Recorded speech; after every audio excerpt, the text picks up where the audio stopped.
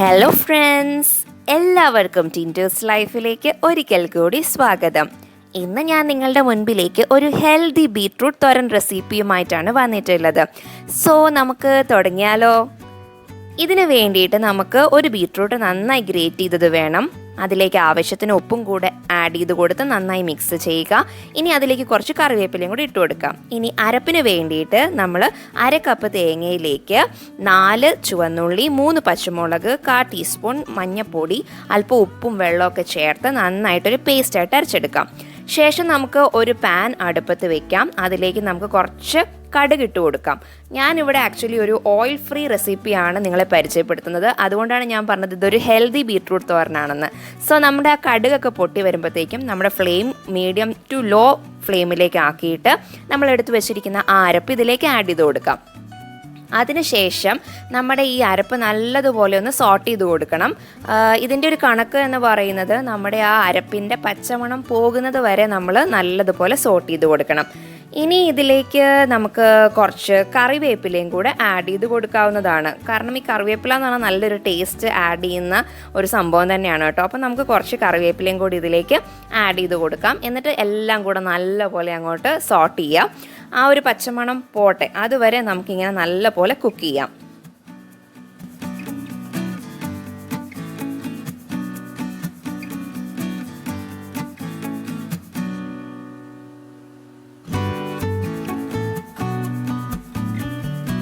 So ഇപ്പം നമ്മുടെ തേങ്ങയുടെ ആ പച്ച മണമൊക്കെ മാറിയിട്ടുണ്ട്. ഇപ്പം നമുക്ക് എടുത്തു വെച്ചിരിക്കുന്ന ആ ഗ്രേറ്റഡ് ബീട്രൂട്ട് ഇതിലേക്ക് ആഡ് ചെയ്ത് കൊടുക്കാവുന്നതാണ്.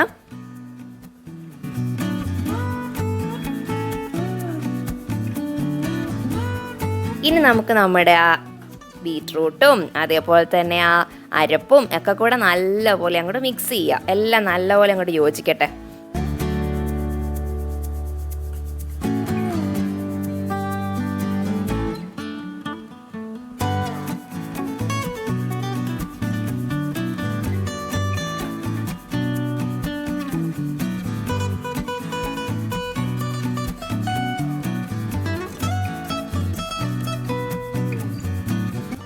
ഇപ്പോൾ ഇത് നല്ലതുപോലെ മിക്സായി വന്നിട്ടുണ്ട്. സോ നമുക്കൊരു ലിഡ് വെച്ച് ഇതൊന്ന് ക്ലോസ് ചെയ്ത് കൊടുക്കാം. അങ്ങനെ നമുക്കൊന്ന് അടച്ചു വെച്ച് ഇതൊന്ന് വേവിക്കണം.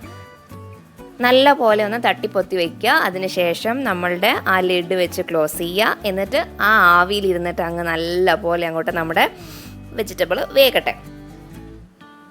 ഇപ്പം നമ്മുടെ ബീട്രൂട്ട് തോരൻ ഏകദേശം റെഡി ആയിട്ടുണ്ട്. നമുക്കൊന്നും കൂടെ ഒന്ന് ഇളക്കി കൊടുക്കാം. നല്ല പോലെ തന്നെ അത് വെന്തിട്ടുണ്ട്, അതിൻ്റെ പച്ചമണമൊക്കെ മാറിയിട്ടുണ്ട്. ഇനി നമുക്കിതൊരു സർവിങ് ഡിഷിലേക്ക് മാറ്റാവുന്നതാണ്. അപ്പോൾ നമ്മളുടെ ടേസ്റ്റി ആൻഡ് ഹെൽത്തി ആയിട്ടുള്ള ബീട്രൂട്ട് തോരൻ ഇവിടെ തയ്യാറായിട്ടുണ്ട്.